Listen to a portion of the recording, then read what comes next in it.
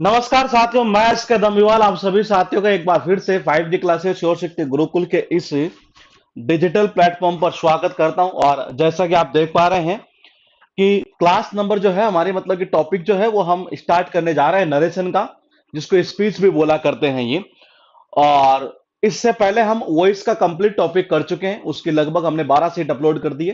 3 से 4 सीट और हमें अपलोड करनी थी, शायद वो कुछ टेक्निकल इश्यू की वजह से हो नहीं पाए थे, तो वो ये तो आज या कल के अंदर अपलोड कर दी जाएगी। जी गुड इवनिंग। साउंड अगर ठीक है तो जरा एक बार छोटा सा कमेंट कर दीजिएगा ताकि हम क्लास को जल्दी से जल्दी स्टार्ट कर सकें। जी गुड इवनिंग जी।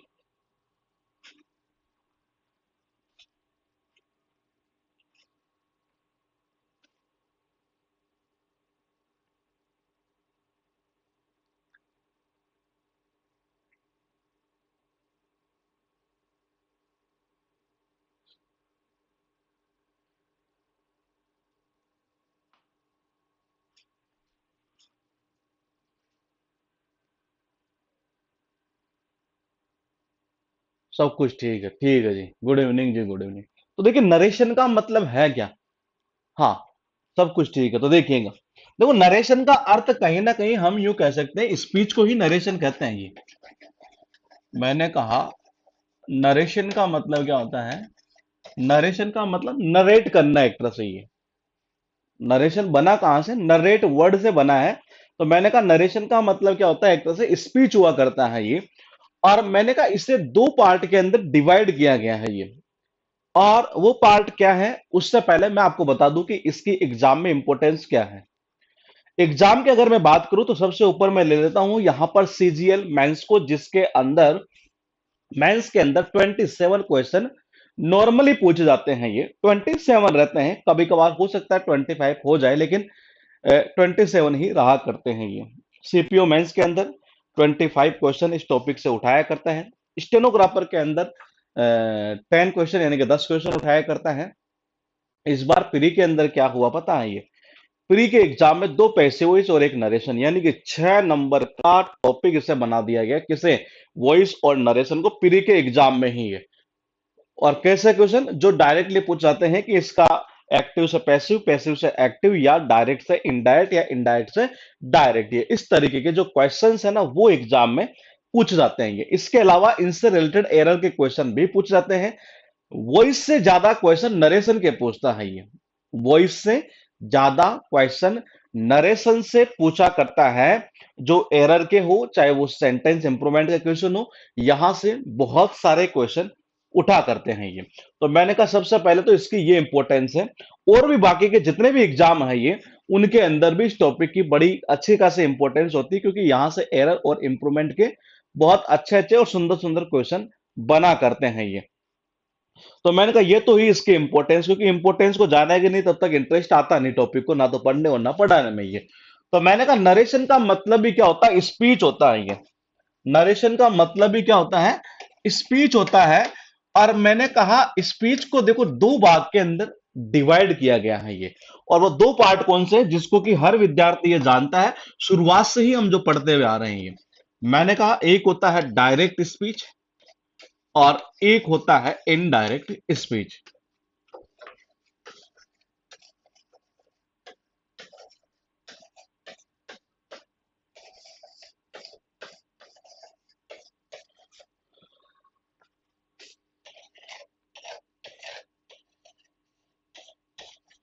एक तो कौन सा होता है डायरेक्ट स्पीच, और एक कौन सा होता है इनडायरेक्ट स्पीच। ये दोनों के अंदर डिफरेंस क्या है, सबसे पहले हम ये जानेंगे।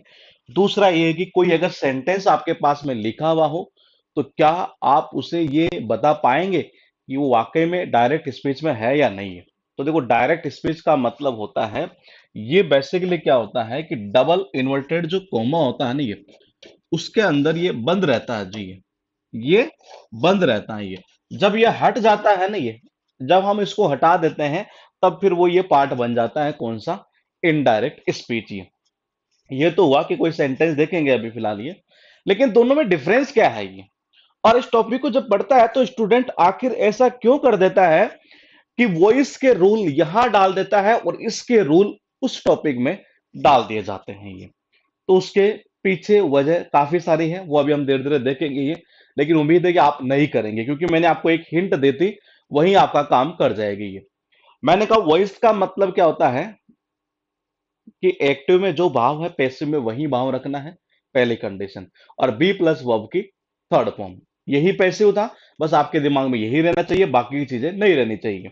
डायरेक्ट स्पीच का मतलब यह होता है कि शब्दों को ज्यों का त्यों बोलना, शब्दों को ज्यों का त्यों बोल देना। बोले कि ऐसा कैसे?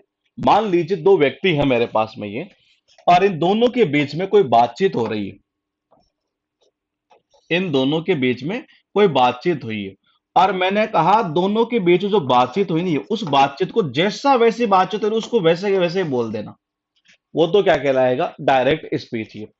और अगर उस बात को जैसा इन दोनों के बीच में हुई है वैसे ना बोलकर उसे अगर अपने शब्दों में बोला जाए किसी थर्ड पर्सन के द्वारा, तो वो क्या कहलाता है? Indirect speech. ये रटने वाली चीज नहीं, अभी आप खुद कहेंगे कि हाँ ऐसा ही होता है ये। तो मैंने कहा मान लीजिए अगर इन दो बंदों के बीच जो बातचीत हुई थी ये, वो किसी तीसरे बंदे ने क्या किया, वो मतलब इसको जब बोला नहीं है तो वो कैसे बोला? अपने ही शब्दों में बोला, मतलब कि ज्यों का त्यों नहीं बोला, अपने शब्दों में। ये कुछ चेंजेस किए होंगे उसने एक तरह से ये, वो क्या कहलाता है? इनडायरेक्ट स्पीच ये। थोड़ा सा हम आगे बढ़ते हैं और एक चीज और यहां से ये देखते हैं कि डायरेक्ट स्पीच के अंदर क्या क्या मामला है। जैसे कि मैं एक सेंटेंस लिखता हूं, एक सिंपल सा sentence, he said to me, he said to me, I have I have completed my work। मान लीजिए मेरे पास में एक सेंटेंस लिखा है यहां पर, he said to me I have completed my work। अब आप देखिएगा सबसे पहले तो यहां जो डबल इन्वर्टेड कोमा के अंदर हमने जो बंद किया है, यानी यहां से हमें यह पता चल रहा है कि ये डायरेक्ट स्पीच का सेंटेंस है जी। ये मामला जो है ना ये वो डायरेक्ट स्पीच का आ रहा है, इससे हमें ये पता चल रहा है। लेकिन एक चीज और पता चल रही है, वो क्या चल रही है कि यहां डबल इन्वर्टेड कोमा के अंदर वो वाला पार्ट है, इधर वाला पार्ट नहीं है। तो इसका मतलब ये हुआ कि फिर इन दोनों का कुछ ना कुछ तो नाम इसने दिया होगा। ये तो क्लियर है, मैंने कहा ये तो क्लियर है कि इन दोनों में से कुछ ना कुछ तो नाम इसका दिया होगा ये। तो बोले कि जी कैसे? तो मैंने कहा वो ऐसे कि इसको तो दे देता है ये नाम रिपोर्टिंग वर्ब। इसको नाम क्या दे रहा है ये? Reporting verb. और जो वहां लिखा है ना, ये दिख रहा है ना आपको ये? एक मिनट, दिख जाएगा। देखिए, और यहां जो ये लिखा है ये पोर्शन, ये क्या कहलाता है? ये कहलाता है रिपोर्टेड स्पीच।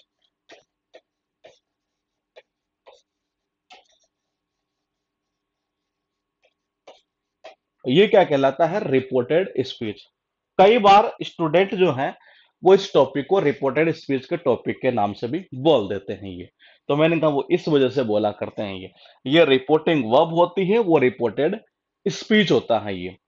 आप बोलेगे जी ये तो पता चल गया कि ये तो क्या है? डायरेक्ट स्पीच हुआ।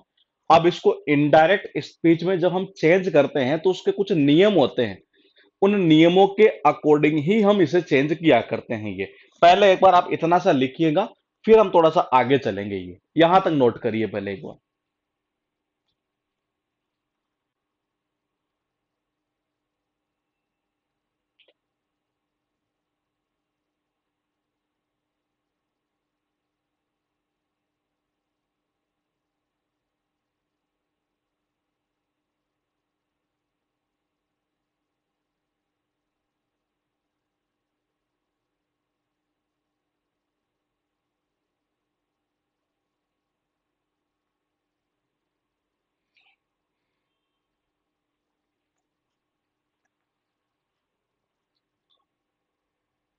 कर लिए। ठीक है ठाकुर साहब, चलते हैं फिर आगे। तो देखिए, ये रिपोर्टिंग वर्ब हुई, ये रिपोर्टेड स्पीच हुआ। आप बोले कि इनमें भी कुछ मामला है क्या? तो देखो मामला है यहाँ कि ये जो रिपोर्टिंग वर्ब है ना, ये जो रिपोर्टिंग वर्ब है यहां जो आप ये देख रहे हैं, ये प्रेजेंट टेंस में भी हो सकती है, पास्ट में भी हो सकती है, और फ्यूचर टेंस के अंदर भी हो सकती है ये। और ये ध्यान रखना जरूरी है हमें ये। हालांकि तीन ही टेंस हैं, इतना क्या ध्यान रखना हमें ये। तो मैंने कहा ये तीन प्रकार के टेंस में हो सकती है ये। कौन कौन सी है? मैंने कहा नंबर वन, ये प्रेजेंट टेंस में हो सकती है, ये प्रेजेंट टेंस में हो सकती है। नंबर टू, ये पास्ट टेंस में भी हो सकती है। और नंबर तीन, ये फ्यूचर टेंस में भी हो सकती है। और यहां से बहुत अच्छे अच्छे क्वेश्चन बनेंगे। तो फिर बोले कि ये जो रिपोर्टेड स्पीच है, फिर बोले इसका क्या मतलब है? इसका मतलब पता है क्या है? आपको शुरुआत के अंदर, अब जिन बच्चों का एडमिशन केवल वॉइस और नरेशन में है, मैं उनको एक बार फिर रिपीट कर देता हूं। जिनका कंप्लीट में एडमिशन है उनके लिए मैं एक बार बता देता हूं कि शुरुआत के अंदर मैंने एक आपको पॉइंट बताए थे, ये कि सेंटेंस के कुछ टाइप बताए थे मैंने ये। असर्टिव, इंटरोगेटिव, इंटरोगेटिव नेगेटिव, उसी से बनता है इंपेरेटिव, ऑप्टेटिव, एक्सक्लेमेटरी। इस प्रकार के जो सेंटेंसेज होते हैं वो वहां आएंगे फिर ये किसमें? रिपोर्टेड स्पीच के अंदर ये। तो मैंने कहा रिपोर्टेड स्पीच की अगर हम बात करें तो यहां क्या आएगा? Assertive sentence. यहां क्या आ सकता है? असर्टिव सेंटेंस आ सकता है, इंटरोगेटिव आ सकता है, इंटरोगेटिव नेगेटिव आ सकता है। नंबर तीन, इंपेरेटिव सेंटेंस आ सकता है। नंबर चार, ऑप्टेटिव आ सकता है। और नंबर पांच, एक्सक्लेमेटरी।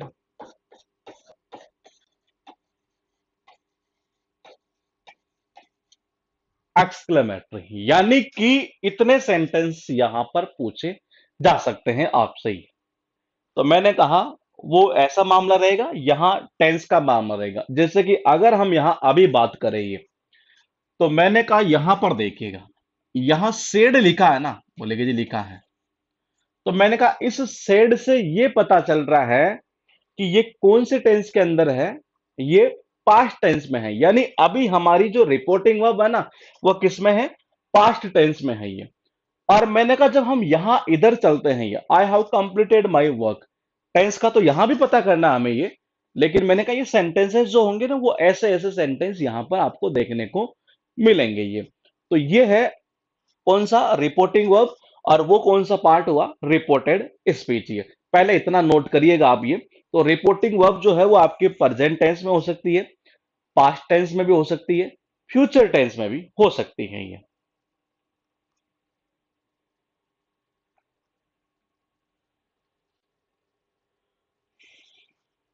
क्या कह रहे हैं? प्रेजेंट टेंस में कैसे होगी? ये लो मेरे भाई, क्यों टेंशन लेते हो आप? ये अभी किसमें है? सेकंड फॉर्म है, तो पास्ट सिंपल में है। इसको ऐसा कर दो, ही सेज टू मी, ये प्रेजेंट में आ जाएगा। और अगर मैं यहां ऐसा कर देता, he will say to me, तो ये किस में हो जाता? ये फ्यूचर के अंदर हो जाता, ये फ्यूचर में हो जाता ये। बस यही है इसके अंदर, और कुछ नहीं है ये। तो यहां तक एक बार नोट कर लीजिएगा अभी, फिर हम थोड़ा सा आगे बढ़ते हैं।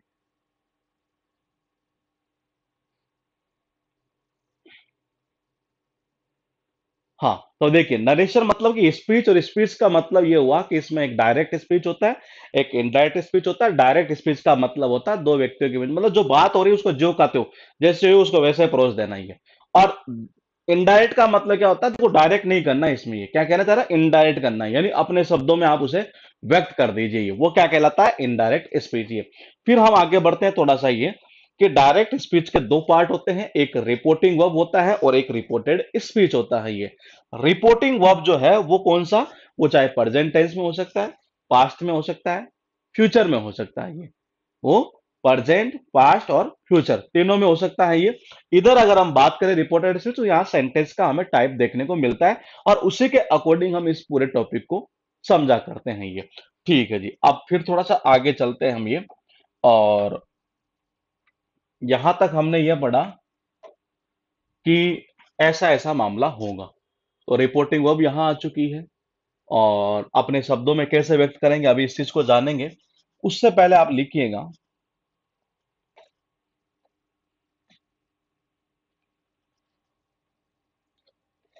स्टार लगा के लिखिएगा, डायरेक्ट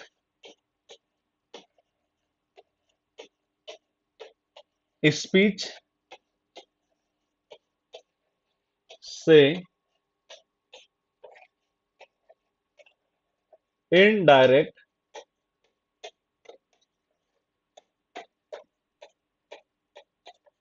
स्पीच में बदलने के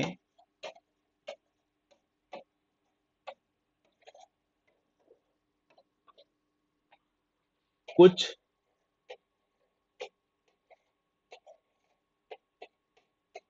सामान्य नियम या रूल्स कर दीजिएगा, जिनमें पहला लिखिएगा आप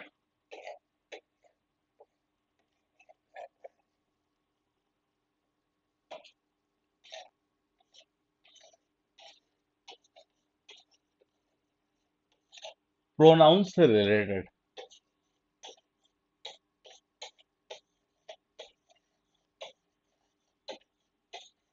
कि प्रोनाउन से रिलेटेड हम चेंज कैसे करेंगे, ये इंपॉर्टेंट चीज है यहां पर।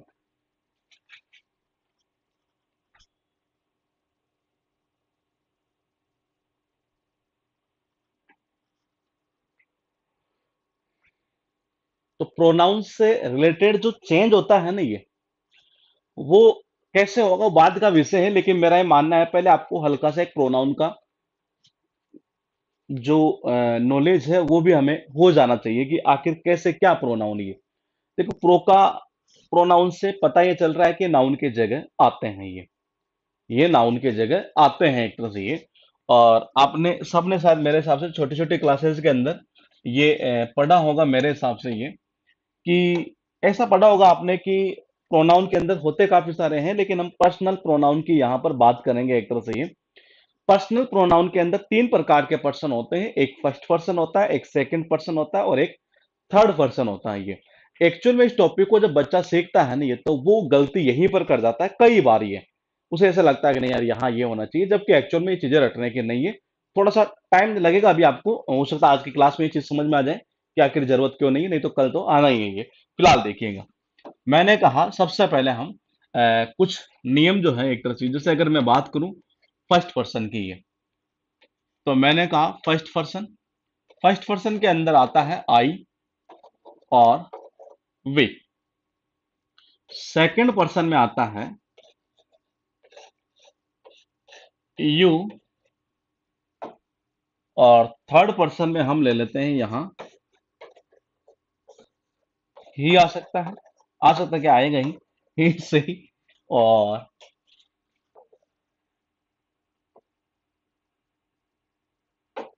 दे, इट, या कोई भी नाम आ सकता है एक तरह से ही, कोई भी नाम आ सकता है। ये फर्स्ट पर्सन, सेकंड पर्सन और थर्ड पर्सन। ये जो मैंने यहां लिखा है ये इनकी सब्जेक्टिव केस, जिसको कहीं ना कहीं हम नॉमिनेटिव केस भी बोला करते हैं इंग्लिश में। ये तो मैंने कहा ये सब्जेक्टिव केस है ये। अब पैसिव वॉइस का टॉपिक अगर आपने सबने पढ़ा है, तो इसका मतलब ये तो क्लियर है, ये तो क्लियर है कि आप में से शायद, शायद कहूं या 100% भी कह सकता हूं कि आप में से सबको शायद ये तो पता चल गया होगा कि इनकी ऑब्जेक्टिव केस क्या होंगी। क्योंकि ये पहले नियम पता होना जरूरी, सॉरी ये पता होना जरूरी है इसके क्या ऑब्जेक्टिव होता है, क्या पजेसिव होता है, क्या रिफ्लेक्सिव होता है ये, क्योंकि वो चीज आएगी तभी आगे बढ़ सकते हैं इसमें ये।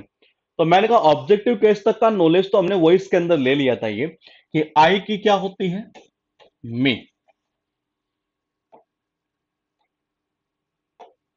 वी की क्या होती है, अस। ये जो पार्ट है ना, ये तो कौन सा है, फर्स्ट पर्सन का ये। और ये जो आप यहां देख रहे हैं ये कौन सा है, यू। अच्छा, सेकंड में केवल एक ही है जी ये और फायदा हो गया आपका। तो मैंने कहा थर्ड में हो गए इतने ही। तो मैंने कहा मी की क्या हुई, सॉरी आई की मी हुई, वी की अस हुई है। अब बात करते हैं यहां से हम किसकी, इसकी यू की। तो यू की क्या होती है, यू ही होती है, ये और फायदा हो गया। हिम की क्या थी, हिम थी। सी की क्या थी, हर। दे की देम थी। और इट की क्या थी जी, इट ही थी। इट की क्या थी, इट ही थी। यहां तक का नॉलेज हम सब ले चुके हैं ये। अब हम क्यों ना एक छोटा सा नॉलेज और ले लें। बोले कि कैसे। उसने बोला कि ये मेरा फोन है। फोन है तो सही, लेकिन किसका, मेरा है ये। मैंने कहा फोन है तो सही, लेकिन किसका, मेरा है। यानी इस फोन से मेरा यहां संबंध शो किया गया है, मेरा अधिकार है इसके ऊपर ये। तो यहां से एक केस बन जाती है पॉजिटिव केस। कौन सी, पॉजिटिव। अब इसमें भी दो होती है, एक पॉजिटिव एडजेक्टिव और एक होता है पॉजिटिव प्रोनाउन। हम दोनों ही जान लेंगे। पॉजिटिव में एक और दो, दो प्रकार की होती है। सबसे पहले हम जान लेते हैं यहां पर एडजेक्टिव वाली पॉजिटिव कैसी है, कैसे। जैसे कि मैंने बोला कि मेरा पेन, यानी कि आई की क्या हुई, माई। तो ये आ जाएगा यहां माई। ठीक है। वी की क्या आ जाएगी, और यू की क्या आ जाएगी, योर। ये पोजीशन को शो करने के लिए। और ही का क्या हो जाएगा, हिज। और हर का क्या हो जाएगा, हर। देम का क्या हो जाएगा, देयर। और इट का हो जाएगा इट्स। ये बहुत इंपॉर्टेंट है, ध्यान रखना। इट की पॉजेसिव जो केस है वो इट्स होती है, आई टी एस। ये हो सकता है अभी आपको ऐसा लग रहा हो कि ये क्या है यार, ये इट्स है, ये तो सब आता है ये। आप क्वेश्चन एग्जाम के उठाकर देखेंगे तो आपको एहसास होगा वाकई में चीजें बेसिक से ही उठाई जाती हैं ये। तो मैंने कहा ये हुआ इसकी पॉजेसिव केस। मैंने बोला दो होती है, एक होती है पॉजेसिव प्रोनाउन, एक होता है पॉजेसिव एडजेक्टिव। फिलहाल हमने पॉजेसिव एडजेक्टिव यहां पर लिख लिया है। पॉजेसिव प्रोनाउन क्या होता है, तो देखिए माई की होती है माइन। इस माइन का जो मीनिंग है ना, वो पता है क्या निकलता है, इस माइन का मतलब निकलता है माई प्लस नाउन। माई प्लस नाउन, यानी कि इन सब के अंदर जब नाउन जोड़ देते हैं ना हम ये। हाँ, मैंने कहा इनके अंदर जब हम क्या जोड़ देते हैं, एक तरह से ये इनके अंदर जब हम नाउन जोड़ देते हैं, तो मैंने कहा वो बन जाती है फिर वहां पर पॉजेसिव प्रोनाउन। पॉजेसिव को रिलेटिव केस भी कहते हैं। वो अपने अपने अकॉर्डिंग है, कई अपने अपने अकॉर्डिंग नाम दे सकते हैं। जैसे कॉन्टिन्यूस टेंस को कोई प्रोग्रेसिव टेंस में बोल देता है ये, तो वो दिक्कत नहीं। वो रिलेटिव ऐसे बोल सकते हैं कि वो संबंध शो कर रही है एक तरह से ये। तो मैंने कहा आवर, इसकी क्या बनती है, इसकी बनती है ये, योवर की बनती है योवर। हिज की हिज ही रहती है। हर की हर्ष होती है। और देयर की देयर्स होती है।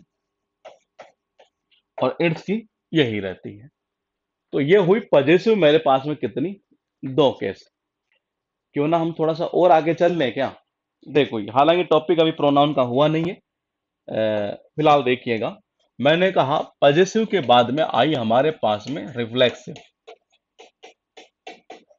रिफ्लेक्सिव केस में माई का जो होता है ना, वो क्या होता है, माई सेल्फ। और कलर सही है चलो। यू वी का क्या हो जाएगा, आवर सेल्फ। दिख रहा है ना ये, ठीक। योवर का क्या हो जाएगा, योवर का देखो अगर सिंगुलर की बात करेगा तो योवर सेल्फ होगा, और प्लूरल की अगर बात करेगा तो योवर सेल्स होगा। कहा जहां स्पेलिंग में समझ में नहीं आए वहां पूछ लेना।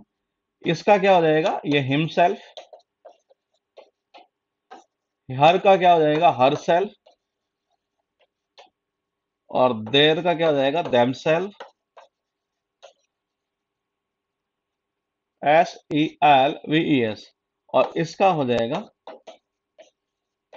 इटसेल्फ।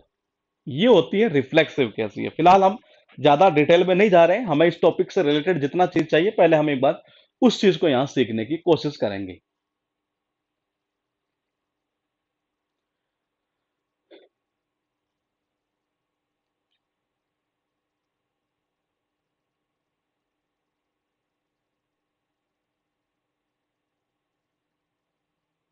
सीट जो आपको अपलोड की गई है उनके प्रैक्टिस करना स्टार्ट कर दीजिएगा आप। ये पैसिव वॉइस के हमने सीट आपके अपलोड कर दी है, 2 या 3 सीट हमें अभी अपलोड करनी है, तो हम कल तक, हाँ कल तक कर देंगे ये, क्योंकि वो तो बनी हुई है ये। यहां तक नोट करिएगा एक बार।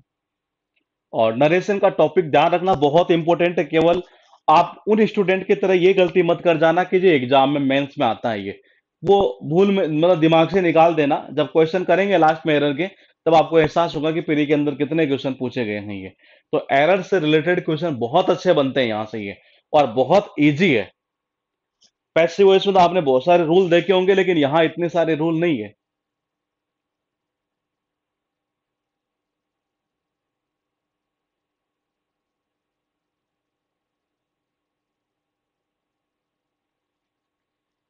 यहाँ योवर सेल्स लिखा है, जब ये प्लूरल का काम करेगा तो योवर सेल्स आता है, जब सिंगुलर का काम करता है तो इसे योवर सेल्फ के रूप में यूज किया करते हैं ये। ठीक है जी, ठीक है। हिज का देखो मैं आपको क्लियर कर देता हूं कि यहाँ ये जो है ना, ये कई बुकों में आपको हो सकता है ऐसा डैश भी देखने को मिले, डैश भी देखने को मिल सकता है, लेकिन आप इसे हिज ही कर लीजिएगा ये।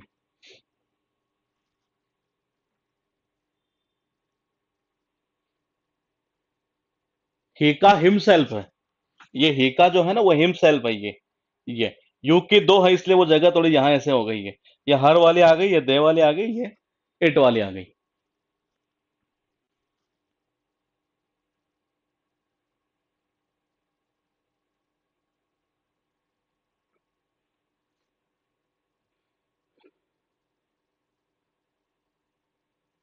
ठीक है।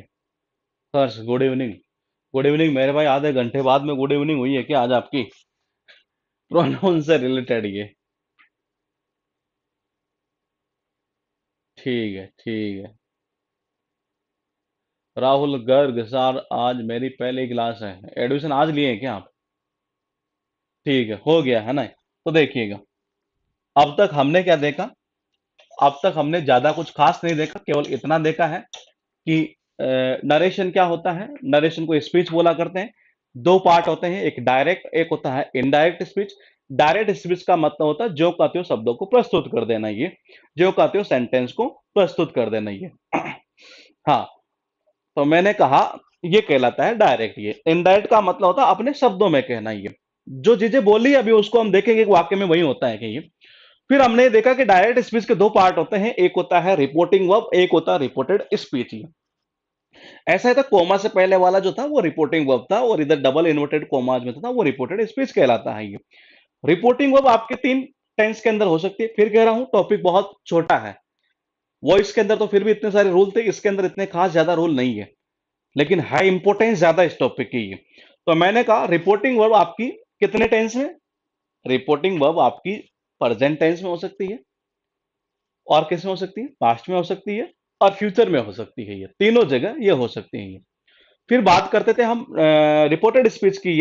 ये तो रिपोर्टिंग वर्ब हुई, अब रिपोर्टेड स्पीच की तरफ चलते हैं। वहां कुछ सेंटेंस के टाइप होंगे, उसके अकॉर्डिंग हम इनको चेंज करते हुए चलते हैं ये, जिसमें असर्टिव आ सकता है, इंपेरेटिव आ सकता है, इंट्रोगेटिव आ सकता है, ऑप्टेटिव आ सकता है, एक्सक्लेमेटरी आ सकता है ये। तो ये जितने भी सेंटेंस होंगे उनका सारा सिस्टम हम समझेंगे ये।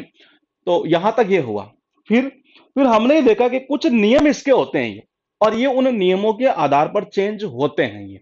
हालांकि जरूरत नहीं थी इन नियमों को बनाने की ये, कहीं ना कहीं देखा जाए तो अभी आप खुद कहेंगे कि वाकई में जरूरत नहीं थी ये, लेकिन फिर भी हम लिखते हुए चलते हैं ये। तो मैंने कहा, अभी मैंने देखा कि एक पॉइंट मैंने आपको लिखा है, ये प्रोनाउन से रिलेटेड। ये अभी चेंज नहीं देखा, केवल ये देखा कि फर्स्ट पर्सन क्या होता है, सेकंड पर्सन क्या होता है, थर्ड पर्सन क्या होता है। क्यों ना हम एक काम कर लेते हैं ये। अभी हमने जो पहला सेंटेंस लिखा, अभी हमने जो पहला सेंटेंस लिखा वो था he said to me I have completed my work. हम ऐसा करते हैं, इसी सेंटेंस को एक बार यहां लिखते हैं। इसी सेंटेंस को हम यहां लिखते हैं कि sorry, he said to me,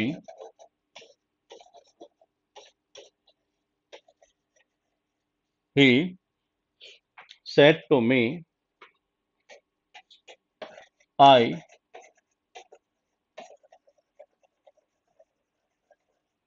completed my work। ये सेंटेंस हमारे पास में अभी जो हमने शुरुआत में लिखा, ये वो सेंटेंस था जी। ये अब हम एक काम करते हैं यहां, अभी फिलहाल मैं मेरे हिसाब से इसे चेंज कर देता हूं, ये जैसा मुझे आता है ये। आप टेंशन लेना मत कि ये चेंज कैसे हो रहे हैं। मैंने कहा he told me that he had completed my work, यानी कि his work। यानी कि यहां आपने एक चीज नोट की होगी शायद ये, कि देखो एक तो चेंज यहां हो गया, एक तो यहां चेंज हो गया। तो ये अभी आपके दिमाग में मत लाना। आप ये मुझे क्या सिखाना आपको, मैं अभी प्रोनाउन से रिलेटेड चेंजेस आपको सिखाना चाह रहा हूं। ये मैंने कहा ये डेट भी लगा दिया, तो क्यों लगाया उसको भी आप भूल जाइए। अभी हमें क्या देखना है कि आखिर ऐसा क्यों हुआ कि इस आई को मुझे ही करना पड़ा और इस माई को मुझे हिज करना पड़ा। मेरा जो पॉइंट है वो समझाने का आपको ये है। अब हम इसे पूरा प्रैक्टिकली समझते हैं ये। और वो क्यों समझा रहा हूं, जब क्वेश्चन करोगे और आप ऐसे क्लिक करोगे ना, ये आंसर जैसे वॉइस में कर रहे थे वैसे यहां कर पाएंगे ये। ये दो व्यक्ति हैं, ठीक है।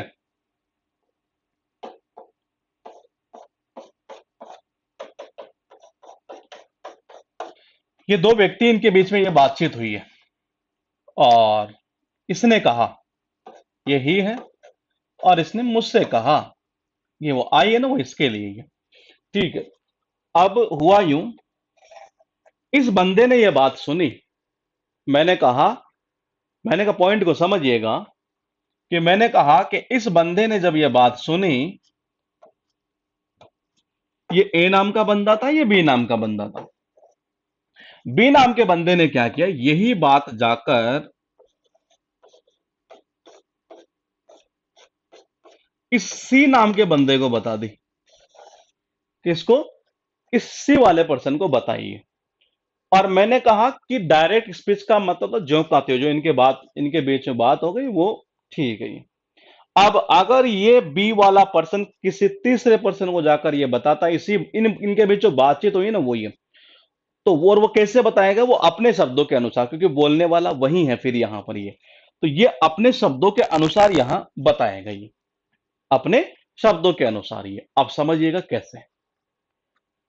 उसने मुझसे कहा, यानी ये बी ये कह रहा है कि ए ने मुझसे ये कहा कि मैंने अपना काम कंप्लीट कर लिया है। क्या कर लिया है? मैंने अपना या मेरा जो है ना ये काम कंप्लीट कर लिया है। आप मुझे बताएंगे, आप क्या बताएंगे मुझे, सुनिएगा अब ये, कि ये जो ऐसे बोल रहा है ना ये, कि मैंने अपना काम कंप्लीट कर लिया है या मैंने मेरा काम कंप्लीट कर लिया है, ये आप मुझे बताओ कि यहां ये काम कंप्लीट किया किसने है, ए ने किया है कि बी ने किया है? ये जो यहां आई आया ना ये मैंने कहा कि ये मैंने कहा आपसे मैं ये पूछना चाह रहा हूं कि ये काम कंप्लीट किया किसने है, ये ए ने किया है कि बी ने किया है? ये मैंने कहा ए ने किया है कि बी ने किया है? दो ही पॉइंट आपके पास में, या तो ए करेगा या इसको बी करेगा। आप अगर ये समझ गए तो समझ लीजिए, ऊपर जो रामायण जितनी लिखी है उसको आप साइड में कर दीजिएगा।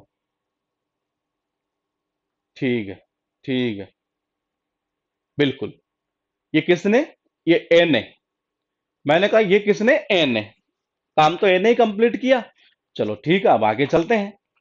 बी बंदा है, इसने क्या किया कि इसकी जमती थी। मेरे भाई बी ने हर्ष कैसे बी कर रहा है ये? यहां बी कैसे नजर आ रहा है ये? अगर मान लीजिए आप दो व्यक्ति होते हैं, एक ये राजेश है और एक ये हर्ष है, और इधर ये ठाकुर साहब है। मैंने कहा, राजेश ने हर्ष से कहा कि मैंने अपना काम कंप्लीट कर लिया है। अरे किया किसने?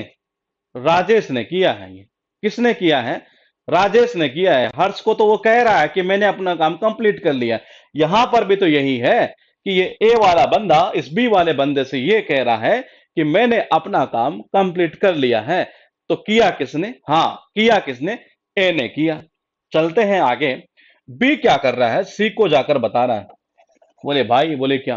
बोले एक बात बताऊं? बोले बता। अरे उसने, ए ने जो है ना, ये ए ने मुझसे ये कहा है, ए ने मुझसे क्या कहा? मैं 2 पॉइंट लिखूंगा और आप मुझे सोच समझ का आंसर देना, जल्दीबाजी में मत करना जो और बच्चे किया करते हैं ये। मैंने कहा इस बी ने क्या किया? इस बी ने क्या किया? सी के पास गया। बोले भाई, बोले क्या? आज की ताजा खबर बताऊं? बोले कि क्या? अरे वो आलसी ए नहीं है क्या? बोले हाँ। उसने पता है मुझसे क्या कहा? बोले क्या कहा? तो देखिएगा, इस सी को जब ये जाकर कहेगा तो मैं आपके पास दो ऑप्शन छोड़ूंगा। आप उन दोनों में से आराम से बताना कि क्या चीज होगी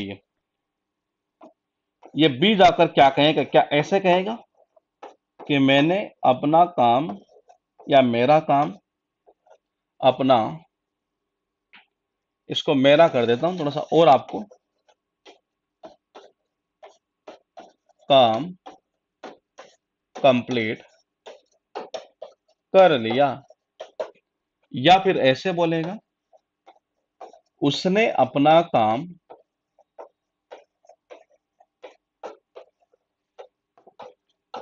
कंप्लीट कर लिया। आप मुझे आराम से सोच समझ कर ये जवाब देना कि बी सी को जब जाकर ये कहेगा बात, तो पहले तो मैंने ये बोला था कि मैंने मेरा काम कंप्लीट कर लिया है, तो क्या वही चीज जाकर बोलेगा? या फिर ऐसे बोलेगा कि उसने अपना काम कंप्लीट कर लिया?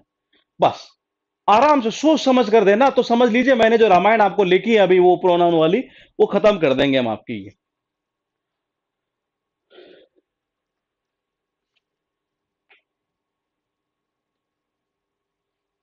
आराम से बिल्कुल आंसर कमेंट आना स्टार्ट हो चुके हैं। कमलेश का बिल्कुल ठीक है, रोहित का बिल्कुल ठीक है, मनीष बिल्कुल ठीक है, चंचल बिल्कुल सही है, रोहितास गुज्जर ठीक है, गुज्जर साहब ठीक है, भूटिया साहब बिल्कुल सही है आपका ये, और ठाकुर साहब आपका भी सही है जी। बिल्कुल हर्ष सही है। ऐसा ही तो बोलेगा ना कि क्यों? देखो पहला वाला क्यों नहीं बोलेगा, क्योंकि अगर पहले वाली बात बोलेगा तो फिर ये काम कंप्लीट यहां किसने किया? इसी ने किया है। अगर वो ऐसे बोलेगा तो ये, अगर ये इस सी को जाकर अगर ये बोलता ना बात, ये क्या कि मैंने मेरा काम कंप्लीट कर लिया है, सी क्या समझेगा? सी ये समझेगा कि इसने किया है, जबकि किया किसने था? ए वाले ने किया था ये। तो इसका अर्थ ये हुआ, इसका अर्थ ये हुआ कि बी जाकर जब सी को ये बात बोल रहा है तो वो अपने शब्दों में बोल रहा है, ज्यों का त्यों नहीं बोल रहा है ये। अरे वो 43 नंबर की क्लास अभी अपलोड कर दूंगा मैं, इसके बाद वो के वाला जो बेच किरण वाला वो लेकर, वो एक्चुअली अपलोड है, हो चुकी थी क्लास ये, लेकिन उसमें शायद वो कोई पैकेज में से वो रिमूव हो गई थी ये। वो अभी मैं क्लास ले रहा था तब पता चला मुझे भी ये, और कुछ बच्चों के साथ मैसेज व्हाट्सएप पर आए हुए थे ये।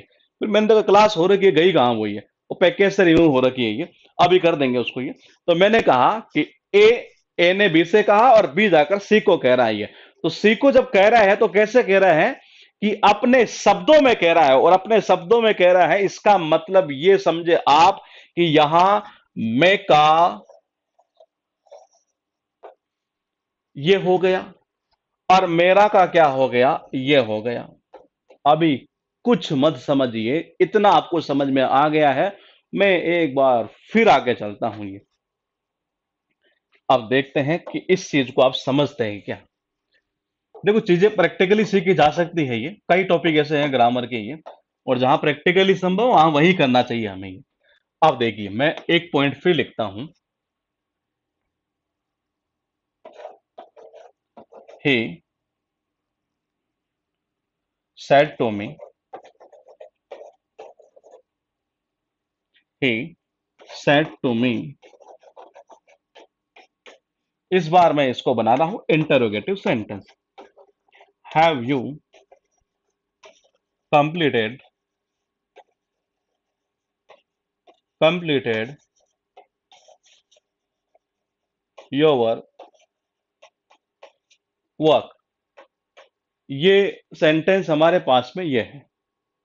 मैंने कहा ये है 43। इससे पहले जो क्लास हुई है 43 नंबर की, ये वो एक्चुअली जिनका कंप्लीट बेस में एडिशन उनके 43 आ रहा होगा, जिनका नरेशन वॉइस में एडिशन है उनका नरेशन क्लास 1 ऐसे कुछ आ रहा होगा। ये टाइटल ये वो इस तरीके से रखा था कि कोई कंफ्यूज ना हो। ये तो मैंने कहा ही सेड टू मी। फिर एक बार हम लेते हैं यहां पर 2 पॉइंट ये, और वो कौन से, ए पॉइंट और ये बी पॉइंट, यानी ये ए है ये बी है। ठीक है। इस ए ने बी से क्या कहा, क्या क्या तुमने अपना, या तुम्हारा कर दो और आपके ज्यादा समझ में आएगा, तुम्हारा काम कंप्लीट कर लिया है। इसने ऐसा पूछा है ये। अब मुझे ये बताइए सबसे पहले कि ये जो शब्द आ रहा है तुमने, तुम्हारा, ये यहां इस ए के लिए आ रहा है कि बी के लिए आ रहा है, इतना सा बता दो। फिर मेरा काम हो जाएगा प्रोनाउन से रिलेटेड चेंजेस में। क्योंकि बेसिक 2 ही क्लासेस के, उसके बाद में तो ये टॉपिक बहुत छोटा हो जाता है। फिर ये बेसिक ही है, इसमें पूरा खेल ही बेसिक का ही है। ये बेसिक समझ में आया तो जैसा मैंने कहा था आपको वॉइस के अंदर कि भाई स्टार्टिंग की 3 क्लास वही कवर करती है। 70% क्वेश्चन वही है, 80% कर देती है, कभी कभी 90% ही कर देती है। ऐसा ही इसमें होगा ये। तो आप मुझे बताइए कि ये आया किसके लिए है। आराम से सोचिए, मैं फिर कह रहा हूं जल्दीबाजी मत करिए। ये कह रहा है इससे कि क्या तुमने तुम्हारा काम कंप्लीट कर लिया है क्या, क्वेश्चन मार्क लगा रहा है यहां। आपको यह देखना है कि आया किसके लिए है। अगर किसी को ऐसा लगे कि नहीं यार मैं थोड़ा कंफ्यूज हूं, तो एक काम कर लीजिए, घर में अगर आप 3 भाई बहन हैं, तीनों को यहां एज्यूम कर लीजिए। 2 को कर लीजिए पहले फिलहाल, फिर बाद में तीसरे को कर लेंगे ये। तो आप या अपने किसी दोस्त को एज्यूम करके देखिए, और फिर अगर आपको लगता है कि आपने जो कमेंट किया वो गलत है तो आप सही करिएगा, और आपका सही है तो आप अपनी जगह टिके रहिए। बताइए कि ये आया किसके लिए है, ये तुमने, तुम्हारा, या तो इसके लिए आया होगा ही, यानी ए नंबर के लिए, और या फिर आया होगा मी के लिए। ये आपको देखना है। आप अपने फ्रेंड को एज्यूम करके एक बार आप सोचिए कि अगर ऐसा है तो फिर है किसके लिए, सोचिए। हम्म। ठाकुर साहब बिल्कुल सही है, गोठिया बिल्कुल सही है।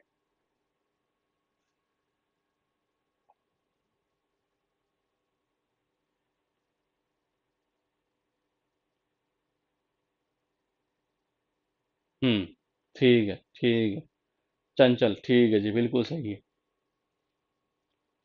श्याम प्रसाद, आज ही पहली बार दर्शन हुए हैं क्या श्याम जी।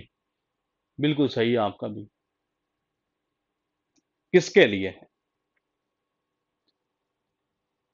हाँ बिल्कुल, बिल्कुल सही है। किसके लिए है, ये इस मी के लिए कह रहा है ये। भाई ये इससे कह रहा है कि अरे भाई तुमने क्या अपना काम कंप्लीट कर लिया है क्या, क्या तुमने अपना काम कंप्लीट कर लिया है। किससे पूछ रहा है, इससे पूछ रहा है। तो इससे इसके लिए तो पूछ रहा है ये, यानी कि यू किसके लिए आ रहा था यहां, ये इसके लिए आ रहा है ये। मैंने कहा यहां जो था कौन सा गया, ये रहा। ये भी किसके लिए, इसी के लिए आया, इसी के लिए तो आया ये। अब मैं ऐसा करता हूं कि फिर हम एक बार एक डायग्राम बनाते हैं, और फिर आपसे एक चीज पूछते हैं कि क्या वाकई में आप इस चीज को समझ पा रहे हैं। तो ये देखिए, ए और बी।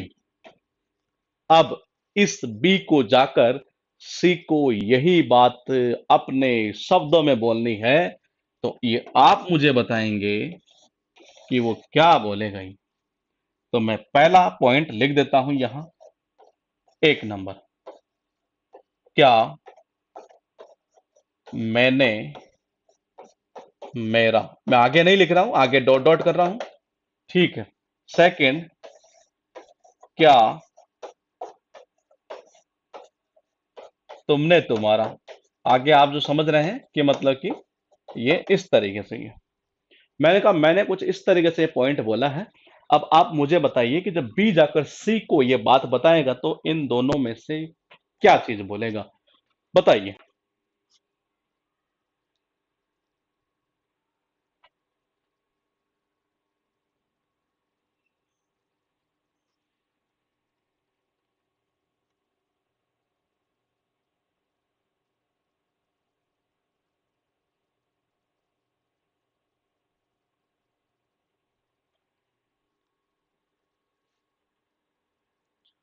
क्या कह रहे हैं आप ये? ठीक है, बिल्कुल सही है, बिल्कुल सही है। ठीक है, ठीक है, ठीक है, ठीक है,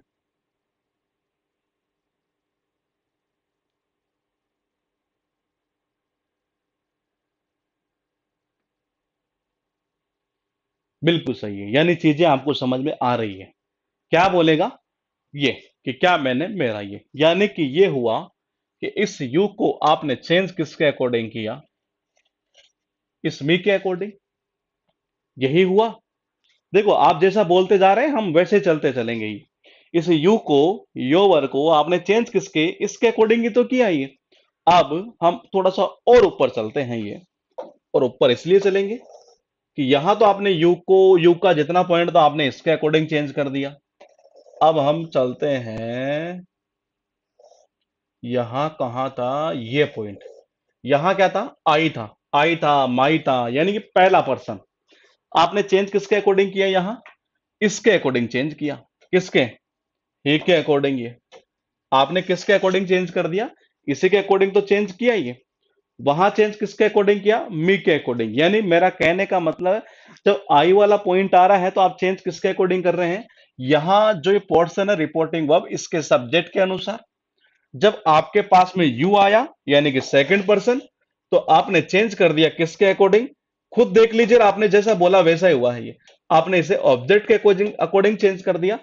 क्यों ना हम थोड़ा सा और आगे पढ़ लेते हैं और इस प्रोनाउन का जो रामायण लिखी हमने वो खत्म कर देते हैं हम, ये देखिएगा। अब फिर एक बार लिखते हैं, ही सेड टू मी,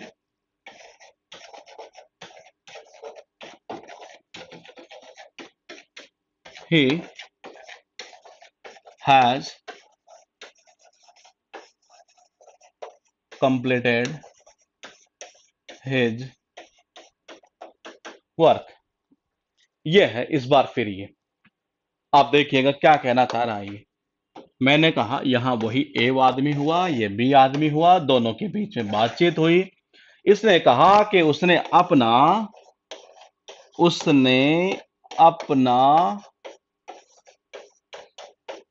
काम कंप्लीट कर लिया है।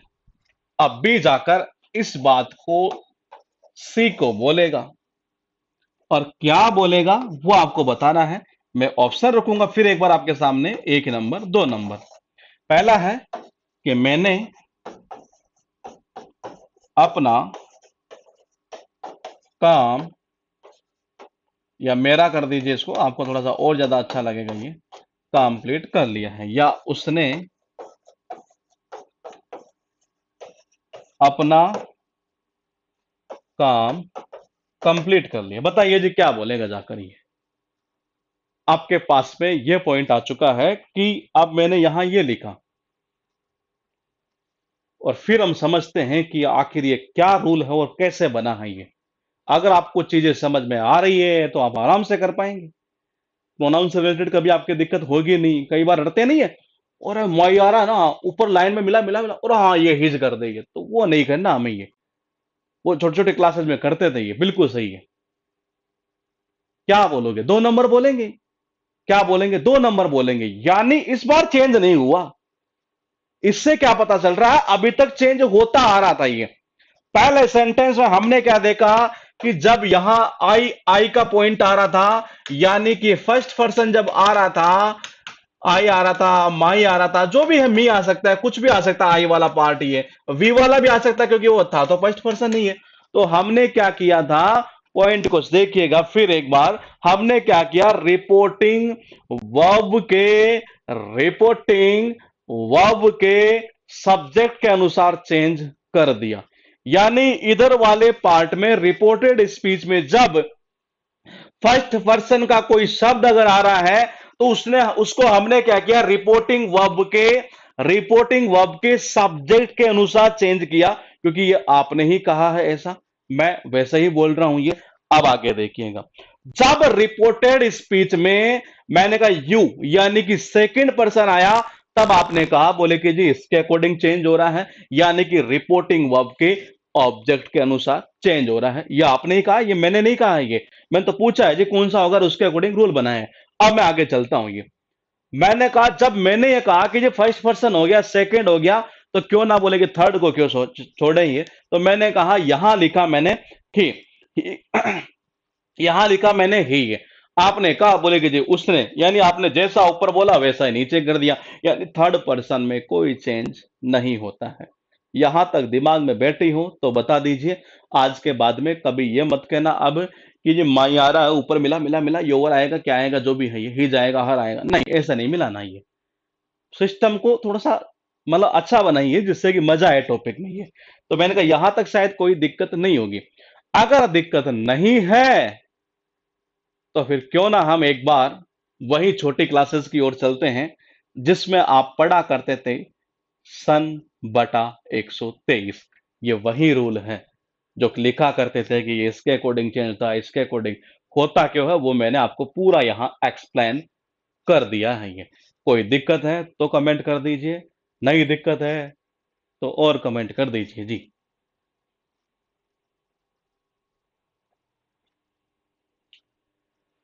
ला ला ला ला ला ला ला ला ला। हाँ, तो प्रोनाउन से रिलेटेड चेंजेस आपको रटने नहीं है, क्योंकि इस पूरे टॉपिक में बच्चा पढ़ता है बार बार ये देखता रहता है इस लाइन में मिला दो उस लाइन में मिला दो, तो ये आपको नहीं करना है। सही है, ठीक है, यहां तक सही है, ठीक है ठीक है ठीक है ठीक है जी। अब देखिए, मैंने कहा यहां तक कोई प्रॉब्लम नहीं है, तो इसका मतलब ये हुआ कि क्यों ना वो सन बटा 123 रूल क्या कहता है, एक बार जरा उसके ऊपर गौर कर ले हम।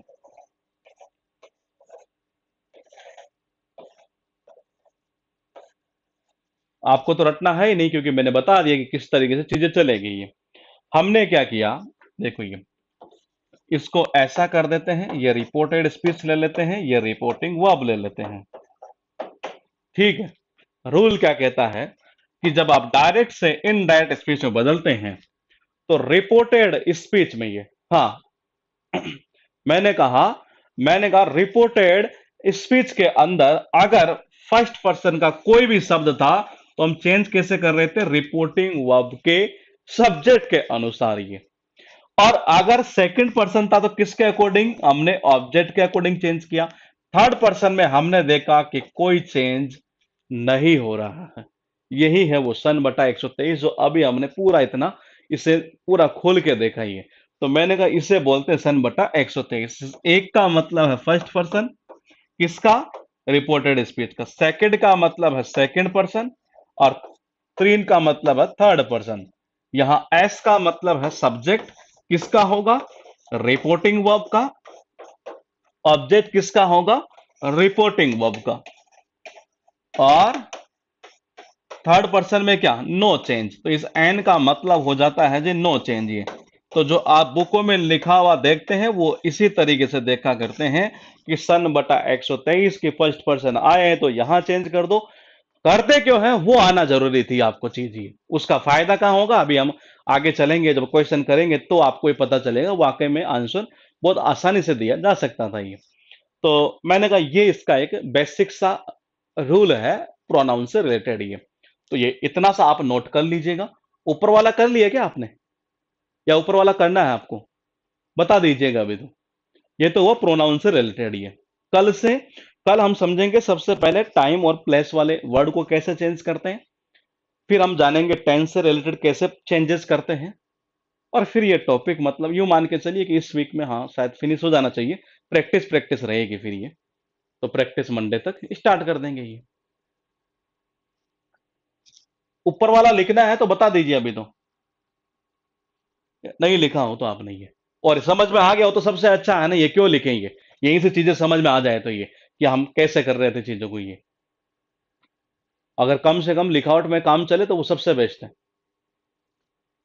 ज्यादा से ज्यादा कोशिश क्या करें अपने दिमाग में डालने की। ये अगर आप 100 में से 70% भी दिमाग में डाल रहे हैं और लिख, और ऐसा एक तो वो होता है, देखो एक 100 बच्चा सीख रहा है तो दिमाग में कितना डाल रहा है। हमारी आदत यही थी कि हम लिखे कम, पहले दिमाग में कितना डाल पाते हैं। ये 70% डाल लिया तो 30% खुद का एफर्ट लगा देंगे ये। हाँ।